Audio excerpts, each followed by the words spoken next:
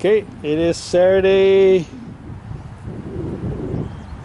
April 28th maybe, and you can see the sun's out right now, but behind there is a bunch of dark clouds. It already rained quite a bit today, but we did finish our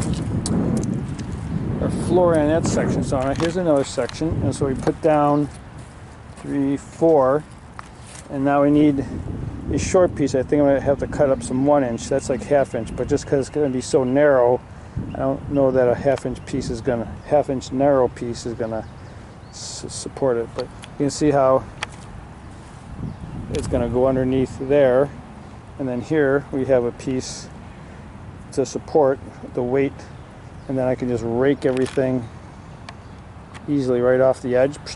And you can see this big pile here. This is all stuff that I've raked and has to go out on a trail for fill. And the same thing with this one. We got another little section right here. We'll probably have to cut like a 4-inch piece, tuck it in there, and then screw down here and screw down there. Then we have one last section to do. And we're not going to have enough boards, I don't think, so looks like we got to go to our log pile and cut up another log. Alright, setting sun. Dinner, it's probably like 7:30.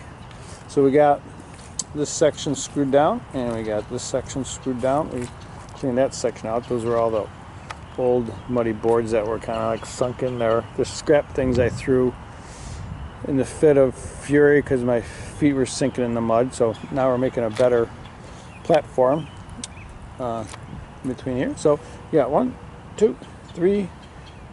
For this one, I think we're gonna have to take another one of those logs and cut up some ½ inch 3/4 boards, and then we'll finish that up. Yeah, and as a bonus, take a look at this.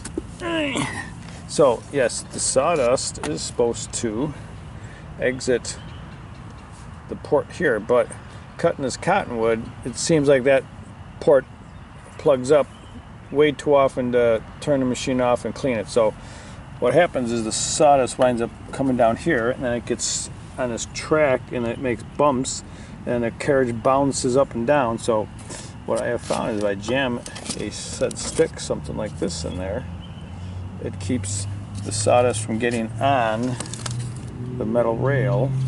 So I'm going to look to make a piece of wood that in here, and a block to keep it in place, and that will keep the sawdust off of the rails when this plugs up, because I'm not going to turn it off in the middle of a cut to clean the port out.